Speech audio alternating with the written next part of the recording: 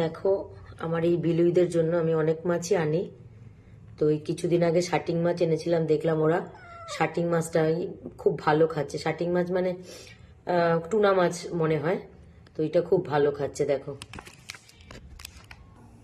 দেখো আজ প্রায় 4 কেজি মাছ নিয়ে এসেছি।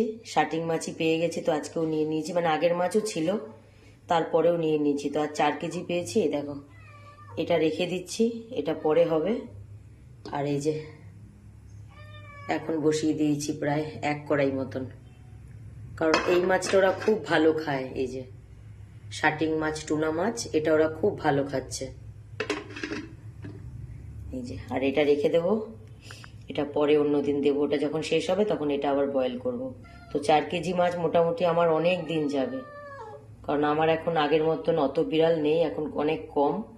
তো 4 কেজি মাছ আমার অনেক দিন যাবে। এখন মোটামুটি এতটাই মাছ নিয়ে এসেছি যে এখন আমার মানে নিশ্চিন্ত, মানে এই মাছ নিয়েই টেনশন থাকে। মানে মাছ শেষ হওয়ার আগেই আবার মানে মাছ নিয়ে চলে আসতে হয়, যেহেতু ওরা খাবে আবার। এই যে এখন এতগুলো মাছ রয়ে গেছে, এবার কিছুদিনের জন্য আমি পুরো নিশ্চিন্ত। কথা বলতে কি, মানে ওরা যবে থেকে আমার কাছে এসছে, আমি আমার নিজের বাজার নিয়ে আমি ভাবি না।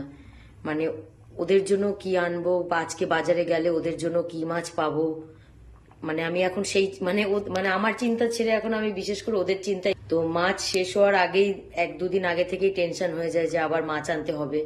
এই যে মাছ যে এনে রাখলাম একেবারে, কারণ আজকে গিয়ে দেখলাম মানে খুব ফ্রেশ মাছটা পেয়ে গেছি। যেহেতু আমার মাছ ছিল, না নিলেও চলতো, তবুও দেখলাম যে আজকে অনেক ফ্রেশ মাছ পেয়ে গেছি। তো আজকে 4 কেজি নিয়ে নিয়েছি। তো এত মাছ তো আমার ডিপে রাখার জায়গা নেই, তো আবার দেখে হাফ মতন বয়েল করে নিচ্ছি, আর হাফ আবার রেখে দিচ্ছি। তো